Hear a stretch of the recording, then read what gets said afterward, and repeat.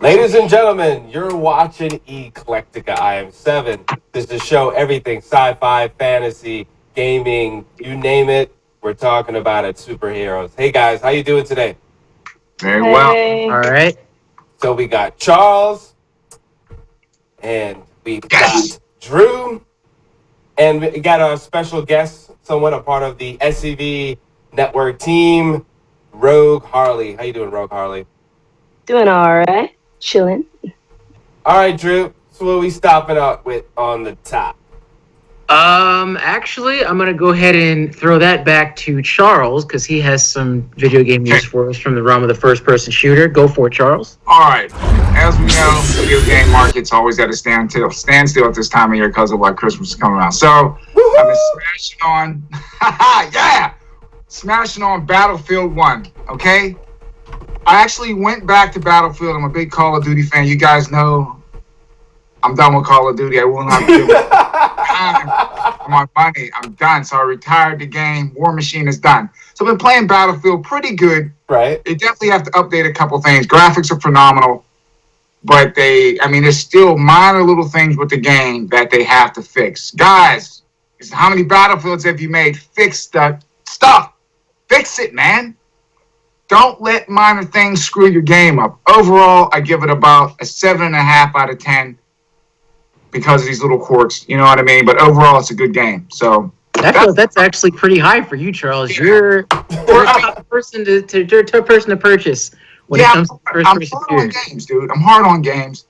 But overall, I was impressed with it because I haven't played Battlefield for years. And to go Nice. back to it now after playing Call of Duty, little, you got to get used to it. But overall, it's a decent game. So if you're looking for a good shooter, go with Battlefield 1. Stay away from Crap of Duty. Save your money.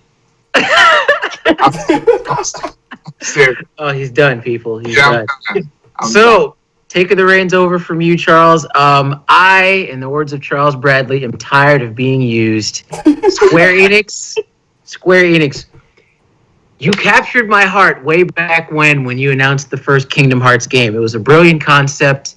I was skeptical of the idea that I have to fight alongside Goofy and Donald Duck. But what I got, just what the lore and the amount of depth and detail that goes into Kingdom Hearts that captured my heart. I'm angry, but I'm hopeful at the same time because we just got word that Kingdom Hearts HD 2.8 is coming out relatively soon. And there's good news and bad news with this because, one, it's a new Kingdom Hearts game. And I'm happy about that because, again, I love the franchise. I'm irritated because it's 2.8. Like, think about that for a moment. 2.8. We've had enough Kingdom Hearts games where we're officially in decimals. We won't get a Kingdom Hearts 3 for God knows how long. But there's a 1.8. There's a 1.5. There's 350 some odd and a half days until New Year's or whatever it is. The fact that we're in decimals and fractions now when it comes to this franchise, the number of installments boggles the mind. And there's that much depth that goes into it. So I'm that obligated to where I'm going to have to sit down, buy this game when it does come out, 2.8. Hopefully they'll also have like the complete edition where they just collapse however many dozen games they have in just a one big bulk. And I can play it that way and catch up because the lore just goes so damn hard that it's like, okay, I'm in it. I'm obligated. I'm motivated. But I need all the games now. Yeah. So until I finally get 3, fine, Square Enix, keep playing with me around. But I'm tired of your crap. I'm tired of being used. This is I'm not. fighting, man. It's time to retire, brother. I have to because I have I to. retired, man.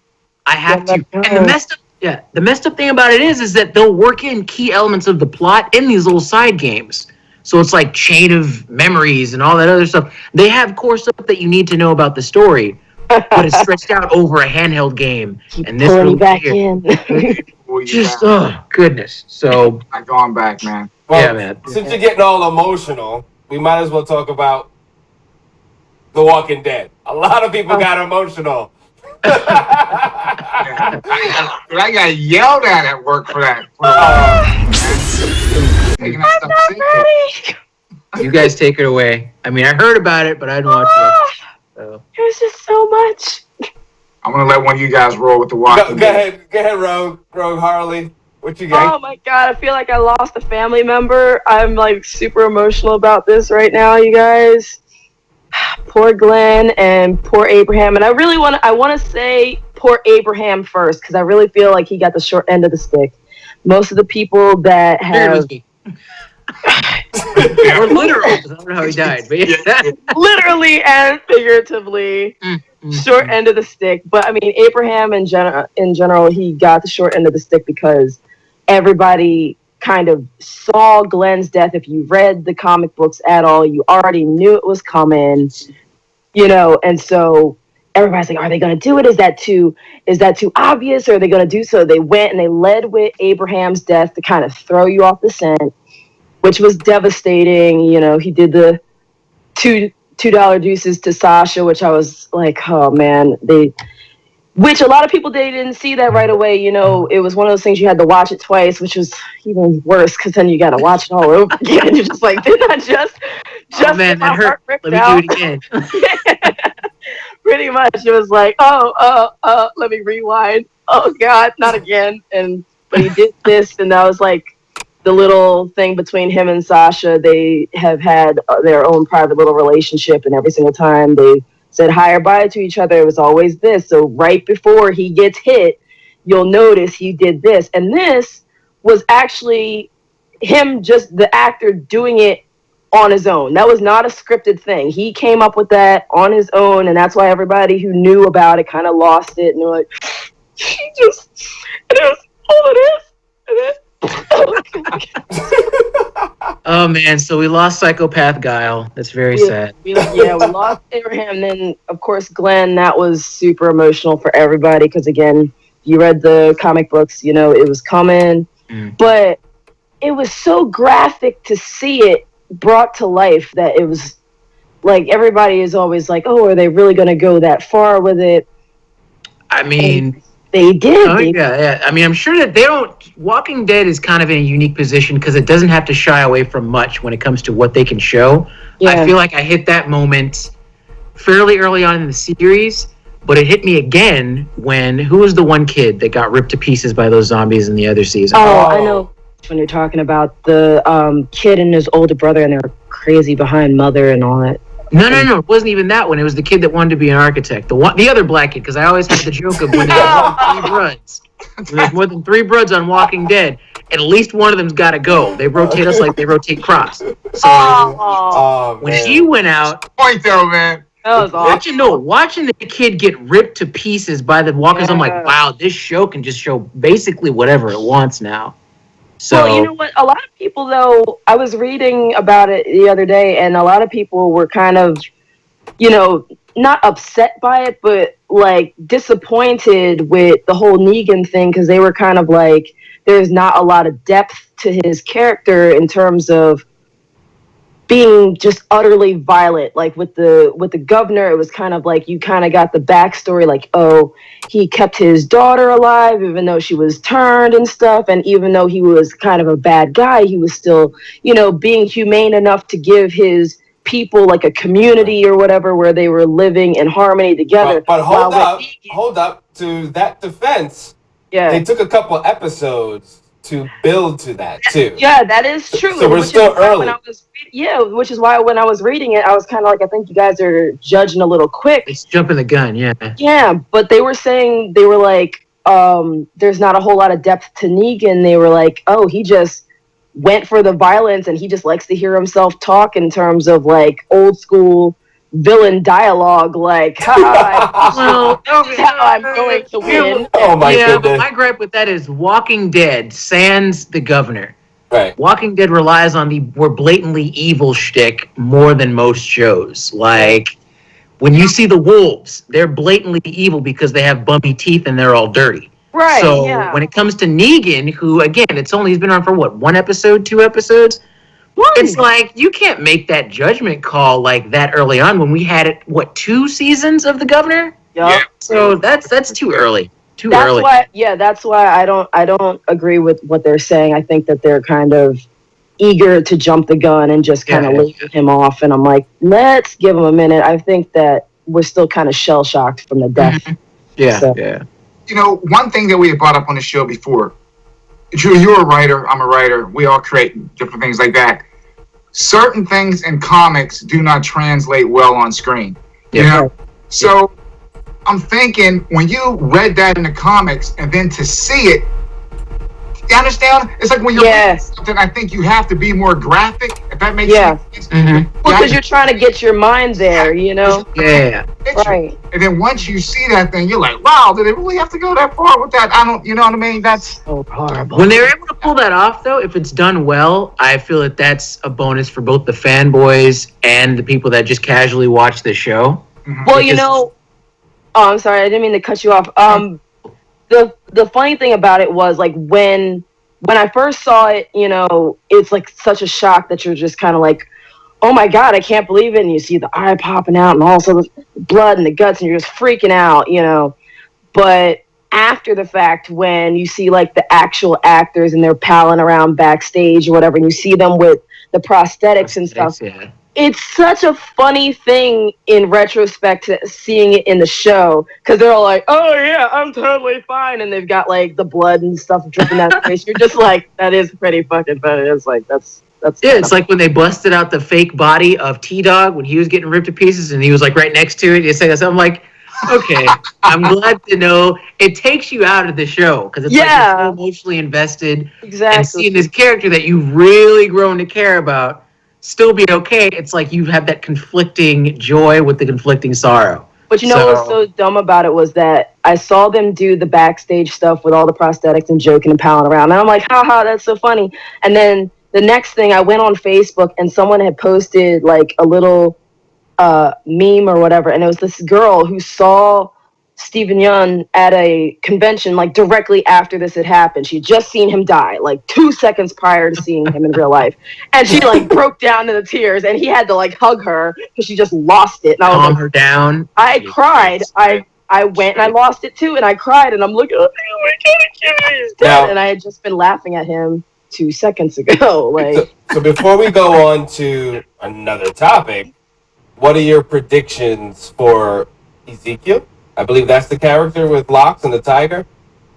Oh, yeah. I don't have a prediction as much as a question. Okay.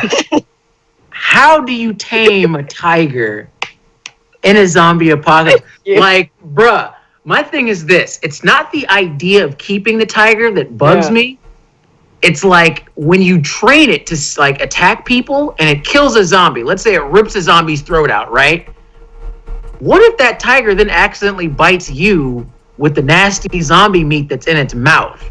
Right. Like, that could potentially be a bigger risk than anything to keep the tiger around. Yes. I don't know. I try to work out the logistics of these things. Like, if you're going to have something, it's like Chekhov's gun. If you're going to have it there, it has to be used by the third act. My question is, okay, how'd that thing come to be there, and how is that going to be effective in the third act? That's a good point. It's a freaking tiger, dude. Like, come on, Jesus.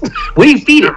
And I'm thinking that that's funny. I'm not even going Turn it into a vegetarian. I know, right? I don't know. What do you feed it? You feed him zombies, duh. No, that doesn't work. Meat, man. He's a zombie tiger. That's dead meat. Man. That's dead meat. No self-respecting tigers eat that. You feed it other people, but that means that at that point you're just like sacrificing folks to keep your tiger fed, which is pretty badass, actually. I gotta say. Yeah, but if you ever tick off your tiger, I mean, he's gonna eat you. So that's why it tastes for dudes now. Yeah, bite you, and then that'll be another process of problem in itself. I got predictions.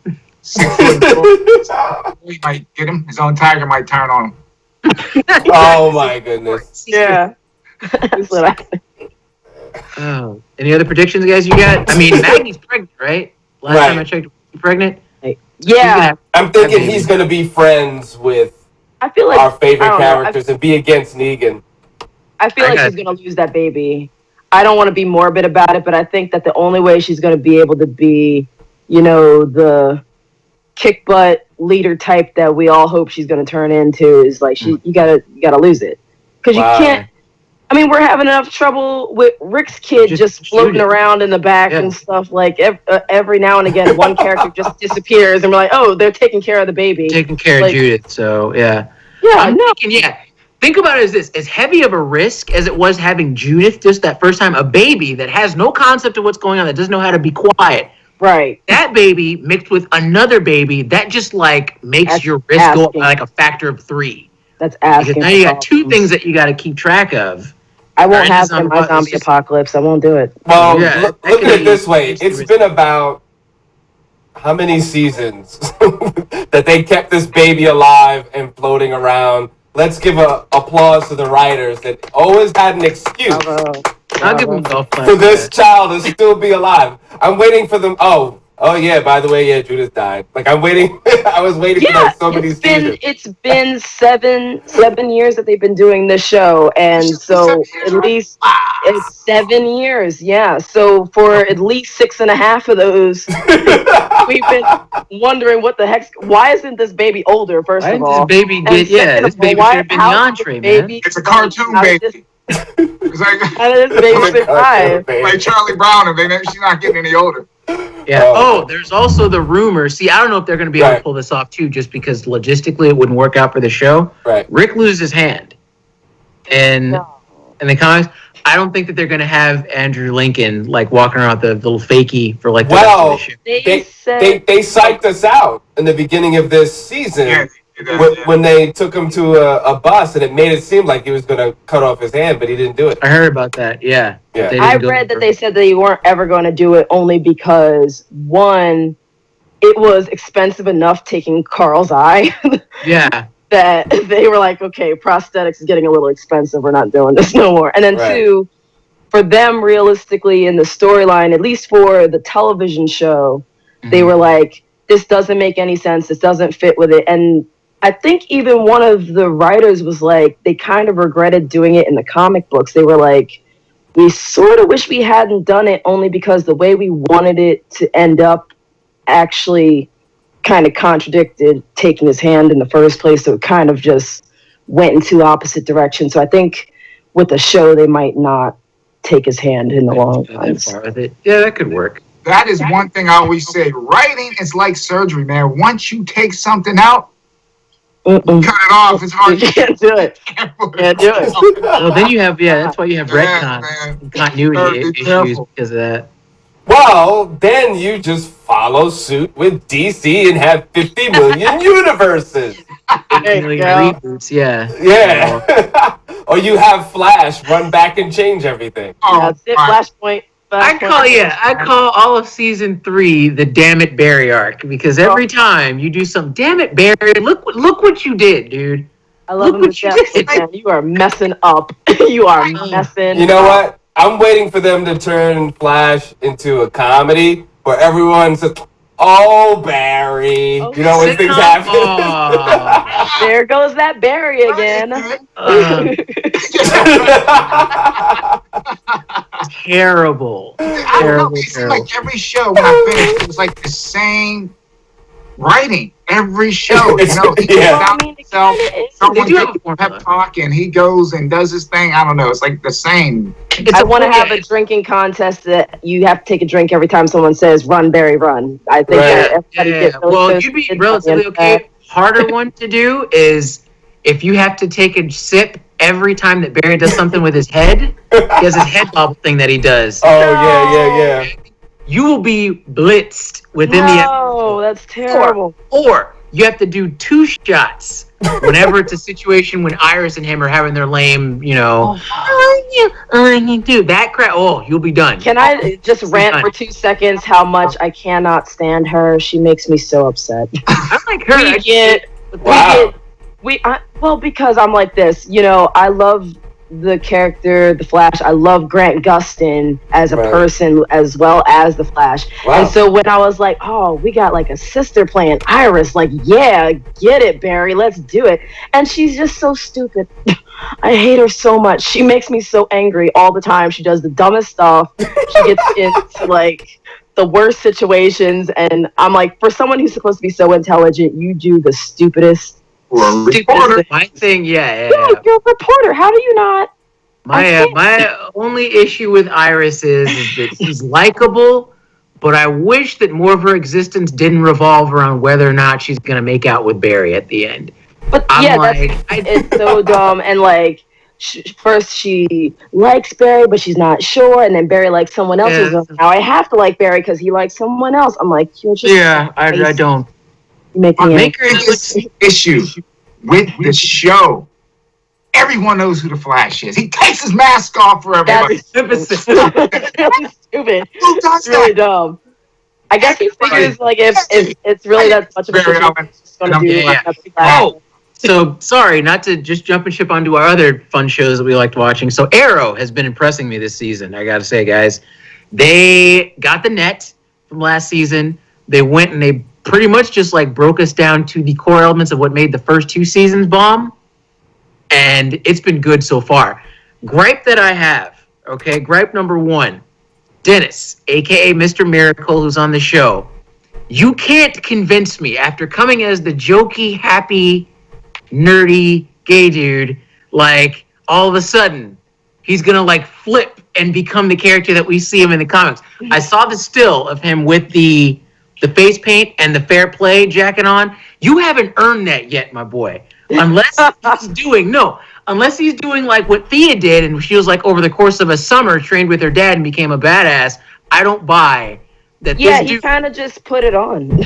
I don't buy it. I don't buy it. It has nothing to do with him, like his steez as, I guess, like an inventor or like a hacker or a programmer or whatever. That's fine. But every time you see him fight in the show, he's gotten the crap kicked out of him every time. And then well, that makes sense. For his like. Yeah. And then he'll remind us, "Oh yeah, I was an Olympian. I came in bronze." I'm like, dude, you still can't throw a punch.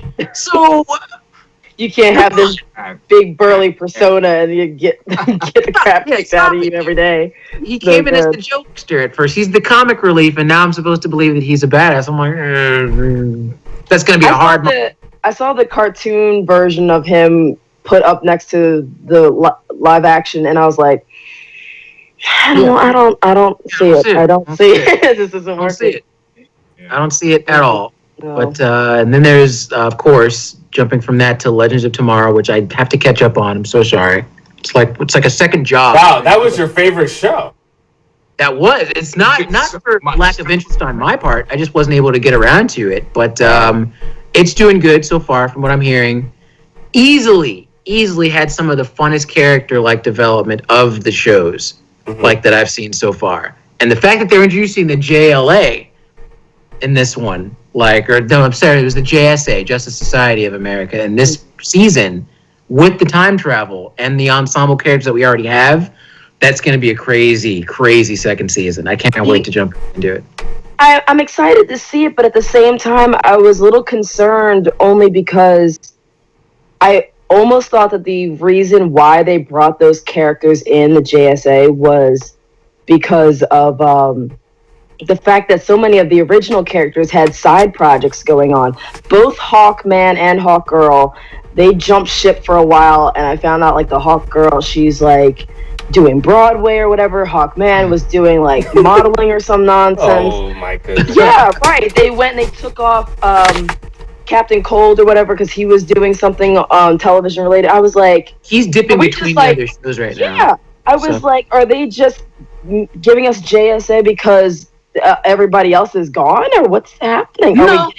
The cool thing about Legends of Tomorrow is that you have an ensemble cast, so you can have a rotation of characters. Right. Certain characters can leave, other characters can get killed off. You can do whatever. Ultimately, how that will work, it's how they direct the show. Yeah. Who's going to be on which episode, and then you just make it work from there. But we'll see. It'll be fun regardless. Even if they introduce new characters that I haven't seen before, I'm still down. It's still going to be fun. So, But yeah, using the director nod as a segue, we also got a bit of news that director S.J. Clarkson, she did Jessica Jones. She was on the show Dexter. She's going to be directing 2 of the, I believe, 6 episodes of The Defenders, this prompts an interesting idea. Because essentially, like what they do with a lot of these shows, they'll have like a stable of directors who come in per season, and they'll each get like 1 or 2 episodes apiece, right? Right. So I'm thinking Clarkson coming in, you could have her do 2 episodes, then you have Chio, who did Luke Cage, come in, and then we'll have the other guys who had a hand in Daredevil and Iron Fist, which is coming up soon, also step in. Right. So that'll be really interesting to see all these different styles kind of merge together to form like the Defenders, because it's a team. You got Luke Cage, Iron Fist, Daredevil, and Jessica Jones all romping around at the same time. So you're gonna have to negotiate all those different tones that you had from the other shows for this one. So that'll be really fun to see. I'm excited for Jessica Jones and Luke Cage to come back. I want season 2's like now. I'm ready. Pace through it. Saw Luke Cage. I watched like 10 episodes or 11 episodes back to back, man. He can ask me for coffee anytime he wants. It's gonna be it's rough. Oh my goodness. Okay. Yeah. Yeah, Netflix and chill is out the window. It's all about getting coffee now. So That's the thing now. Everybody's talking about getting coffee. Yeah. Oh yeah. Coffee, man.